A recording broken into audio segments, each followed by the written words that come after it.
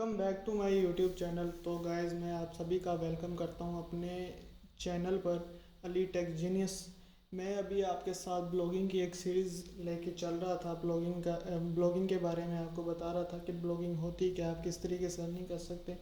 तो अभी इस मेरे ब्लॉगिंग के कोर्स या प्लेलिस्ट में मैंने ब्लॉगिंग के बारे में थोड़ा कुछ बताया, किचन इनकम के बारे में थोड़ा कुछ बताया। किचन इनकम के बारे में बेसिकली बताने का मकसद ये था क्योंकि ब्लॉगिंग एक लंबी चौड़ी फील्ड है। इसके लिए जो आपकी जो फर्स्ट अर्निंग है वो तकरीबन 4 से 5 माह लेती है। इससे पहले वो अर्निंग स्टार्ट नहीं होती। तो इसीलिए आप कहीं भटक ना जाएं, तो मैंने किचन इनकम का जो कॉन्सेप्ट है वो आपके सामने रख दिया। किचन इनकम में मैंने आपको बताया कि कंटेंट राइटिंग क्या होती है, आप एक अच्छा आर्टिकल कैसे लिख सकते हैं। उसके बाद मैंने बताया वो आर्टिकल अगर आप लिख लिया तो आप उसे सेल आउट किस तरीके से कर सकते हैं। मैंने फाइवर के कुछ कॉन्सेप्ट आपको समझाया है। फाइवर के बाद अगर फाइवर पे आपका काम नहीं चल रहा तो फाइवर पे जो प्रोफाइल कंटेंट राइटिंग के बना के बैठे हुए हैं वो किस तरीके से सेल आउट करते हैं वो मैंने सारा आपको समझाया। फिर मैंने कहा कि फेसबुक के कुछ ग्रुप्स वगैरह ज्वाइन करो। ग्रुप वगैरह ज्वाइन करके डायरेक्टली उनसे मैसेज करके आप ये काम कर सकते हैं। फिर मैंने कहा अगर इस तरीके से भी नहीं होता तो फिर मैंने फेसबुक एडवर्टाइजमेंट का ज़रिया आपके लिए निकाला कि आप एक फेसबुक पेज बनाएं, एक कैनवा के थ्रू एक लाइक पोस्ट बनाएं जिसके अंदर आप कंटेंट राइटिंग का मतलब कि काम प्रोवाइड कर रहे हैं और उस पर एक एडवर्टाइजमेंट कर दें। तो इस तरीके से आप के आपको मैंने बताया कि आपकी किचन इनकम स्टार्ट हो जाएगी। आप डेली के 5,000 6,000 या इससे ज़्यादा भी कमा सकते हैं। ये मैंने आपको किचन इनकम के बारे में बताया। अभी मैं अभी आपके पास मैंने कोई बहाना नहीं छोड़ा, तो ब्लॉगिंग की फील्ड के ऊपर मैं वापस आता हूँ। तो ब्लॉगिंग बेसिकली ब्लॉगिंग में जो सबसे मोस्ट टॉपिक होता है वो होता है निच रिसर्च। कि निच को रिसर्च कैसे करें। निच एक स्पेसिफिक टॉपिक का नाम है जो कि मार्केट में रन करता है, या किसी ग्रो का नाम है, या किसी टॉपिक लाइक समथिंग कोई सब्जेक्ट वगैरह कह लें कि कोई ऐसा सब्जेक्ट है जो बिल्कुल यूनिक है, जो कि बहुत सी चीज़ों को आइडेंटिफाई करता है, उसे डिफाइन करता है। तो वो निच होती है। निच की रिसर्च में ये आता है कि आप उस ग्रो में से किसी स्पेसिफिक पर्सन को निकालें और उस पर लिखना शुरू कर दें। ब्लॉगिंग में ये इसका कॉन्सेप्ट है। तो उसके लिए अगर कोई सब्जेक्ट है उसका कोई ना कोई मतलब कि आइडेंटिटी तो होगी ना, वो आइडेंटिटी आपका कीवर्ड होगा। तो कीवर्ड सारा फटा कीवर्ड का है। कीवर्ड को रैंक करवाना सबसे बड़ा मसला होता है। तो आज मैं आपसे बात करूंगा थोड़ी सी कीवर्ड के ऊपर।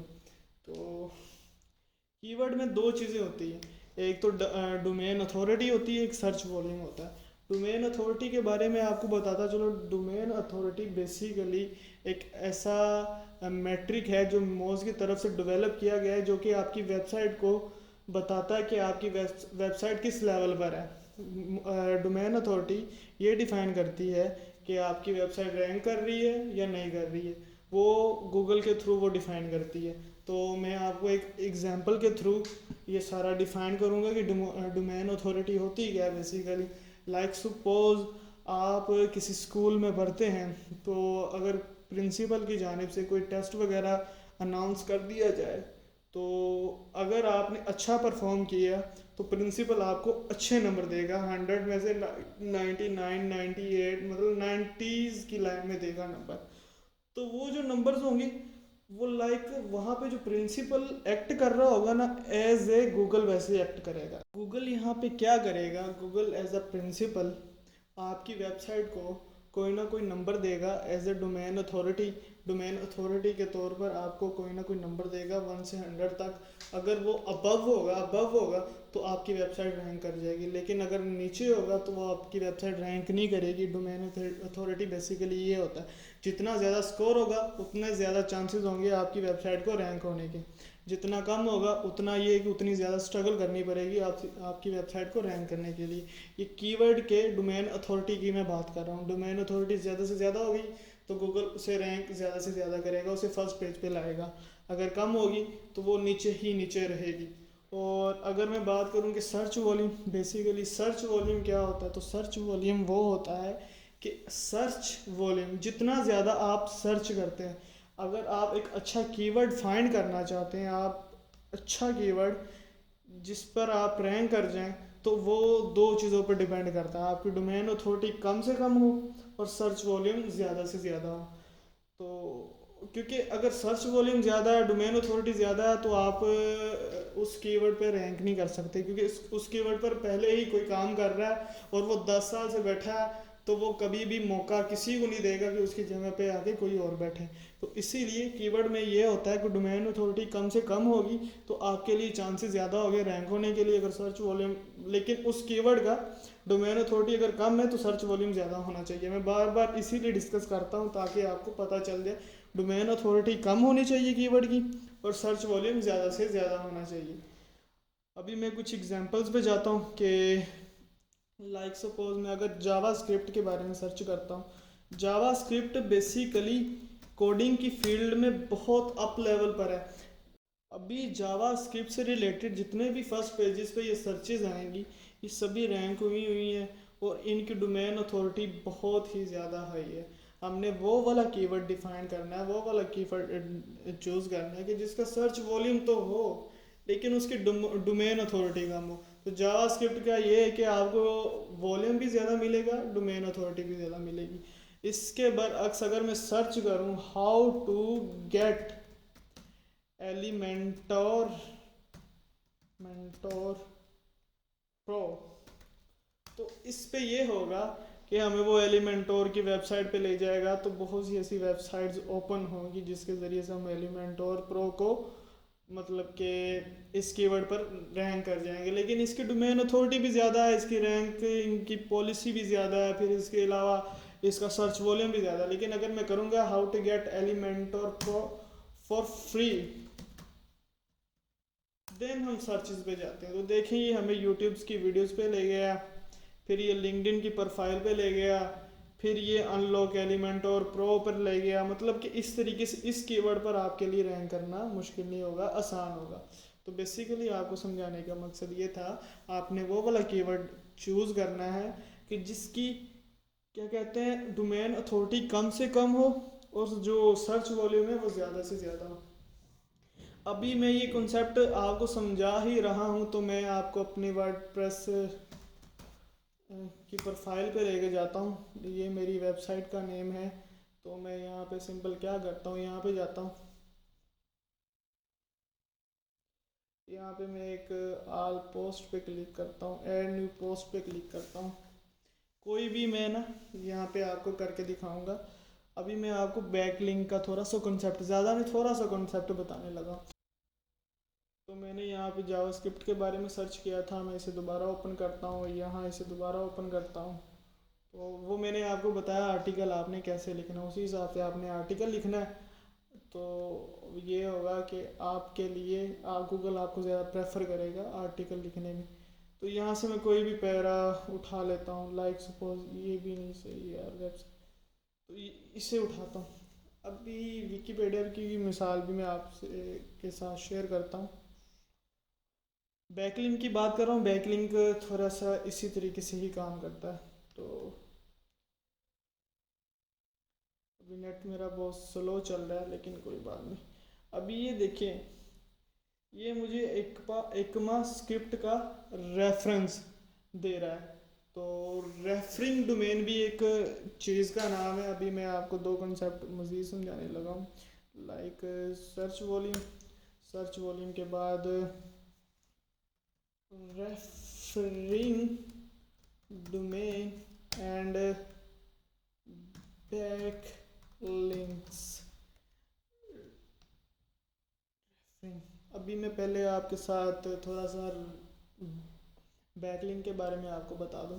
लाइक सपोज मैंने ये पैराग्राफ उठाया, इसे मैंने कॉपी किया, इस पे मैं गया, यहाँ पे मैं टाइटल दिया जावा स्क्रिप्ट, नीचे में आया, यहाँ पे मैंने क्या किया, पेस्ट कर दिया वैसे का वैसे। तो लाइक सपोज अब मैं आपको समझाता हूँ कि बैकलिंक क्या होते हैं। आपने ऐसे पूरा पैराग्राफ बना लिया, मैं आपको समझाऊंगा कि आपने एक पोस्ट कैसे बनानी होती है, एक आर्टिकल कैसे लिखना होता है, या वैसे ही मैं आपको समझाने के लिए, बैकलिंक को समझाने के लिए ये सभी कुछ कर रहा हूँ। तो यहाँ पे क्या है, ये जावास्क्रिप्ट पे आ गया। तो मैं क्या करूँगा, इसे मैं सिलेक्ट करके, तो अभी मैं क्या करूँगा, अगेन कोई ना कोई जावास्क्रिप्ट के बारे में सर्च करूँगा। इसे मैं सर्च किया और लेट सपोज जल्दी ओपन हो, जल्दी हो, जल्दी हो, जल्दी, मैं इसे ही क्लिक करूँगा। ये जो पहला लिंक मेरे सामने आएगा इसे मैं यहाँ से कंट्रोल सी से कॉपी करूँगा और अपनी जहाँ पे मैं पोस्ट बना रहा हूँ वहाँ पे जाके यहाँ पे मैं पेस्ट कर दूँगा, control shift and control V. Then ये मुझे शो कर रहा है ऐड ऑन यूट्यूब, यहाँ पे नहीं शो हो रहा, लेकिन मैं यहाँ पे आगे करके देखते हैं JS की जगह पे मैं यह करता हूँ, पेस्ट करता हूँ कंट्रोल वी। अब ये क्या कर रहा है, इसके अंदर कोई ना कोई लिंक जनरेट कर रहा है, मतलब कि वो जब भी जावास्क्रिप्ट के ऊपर क्लिक करेगा या JS के ऊपर क्लिक करेगा तो वो मुझे इस वेबसाइट के ऊपर ले जाएगा। इसी तरह मैं अगर यहाँ पे जाता हूँ विकीपीडिया की प्रोफाइल पे, अगर मैं यहाँ पे क्लिक करता हूँ लाइक सपोज एकमा स्क्रिप्ट के ऊपर, तो वो मुझे किसी न किसी प्रोफाइल के ऊपर लेकर जा रहा है। देखेंगे मैंने क्लिक किया तो ये मुझे यहाँ पे एकमा स्क्रिप्ट के ऊपर लेकर आ गया, तो वो कोई ना कोई मुझे किसी दूसरे वेब पेज के ऊपर लेके जा रहा है। तो ये सारा क्या होता है, बैकलिंक। जितने ज़्यादा बैकलिंक होंगे उतने ज़्यादा आपके लिए चांसेस होंगे आपका कीवर्ड रैंक कर जाएगा, आपका आर्टिकल रैंक कर जाएगा। तो ज़्यादा से ज़्यादा बैकलिंक बनाने एक पैराग्राफ में जितने हो सके उतने बनाइए। देखिए उसने कितने बनाए हुए हैं आपके सामने, एक पैराग्राफ में कोई 10 तो बनाए हुए हैं, 10-12, 10-15, 10-12, तो इतने उसने कीवर्ड बनाए हैं। आपने भी कोशिश करनी कि ज़्यादा से ज़्यादा आप उसके अंदर रेफ़र करें या बैकलिंक करें। एज वर्ड अभी मैं बात कर रहा था बैकलिंक की, तो रेफरिंग डोमेन भी बेसिकली वही चीज़ होती है। वो भला क्या, जैसे कि मैंने आपको समझाया, ये क्या कर रहा है, एक ब्राउज़र के अंदर एक वेब पेज के अंदर दूसरे वेब पेज के ऊपर लेके जा रहा है, लेकिन वो विकीपीडिया का ही पेज है। लेकिन अगर मैं अपनी पोस्ट के ऊपर जावा, ये मेरी पोस्ट कोडक्राफ्ट JS, ये मेरा मतलब वेबसाइट का नेम है, अगर इसके अंदर मैं ये वाला लिंक दे रहा हूँ javascript.com का, तो वो मुझे दूसरी वेबसाइट के वेब पेज के ऊपर लेके जा रहा है। तो बेसिकली एक डोमेन दूसरी डोमेन को रेफर कर रही है, इसे कहते हैं रेफरिंग डोमेन। ये होता है रेफरिंग डोमेन। तो मैंने आपके साथ आज 4 टॉपिक डिस्कस किए हैं। एक तो डोमेन अथॉरिटी मैंने आपके साथ डिस्कस किया है, एक सर्च वॉल्यूम डिस्कस किया है, एक रेफरिंग डोमेन सर्च किया है, एक बैकलिंक के बारे में सर्च किया। ये मैंने थोड़ा सा ओवरव्यू आपके साथ शेयर किया। इंशाल्लाह नेक्स्ट वीडियो के अंदर मैं आपको बाकायदा समझाऊंगा कि कीवर्ड रिसर्च कैसे करते हैं। निच के बारे में मैं आप निच की रिसर्च के बारे में बताऊंगा और कीवर्ड के रिसर्च के बारे में बताऊंगा। आपके साथ कुछ ऐसी वेबसाइट शेयर करूंगा जिसके अंदर आपने सिंपल अपने आइडियाज़ के बारे में लिखना है, वो खुद ब खुद ही आपको नीचे रिसर्च करके दे देगा। उसी ही टॉपिक के ऊपर आपने काम करके अपना कीवर्ड निकालना और अपने आर्टिकल बनाना शुरू कर देने। होपफुली आपको मेरी वीडियो पसंद आई होगी। तो अगर वीडियो पसंद आए, like, share, comment and channel को सब्सक्राइब लाजमी कीजिएगा और बेल आइकन को भी दबा दें। इंशाल्लाह मज़ीद ऐसी सीरीज़ आपके साथ लेकर आ रहा हूँ जिसके अंदर प्रो फीचर्स होंगे जो कि कोई भी किसी भी चैनल में नहीं प्रोवाइड किए जाएंगे। इंशाल्लाह मिलते हैं नेक्स्ट वीडियो में। ओके, अल्लाह हाफिज़।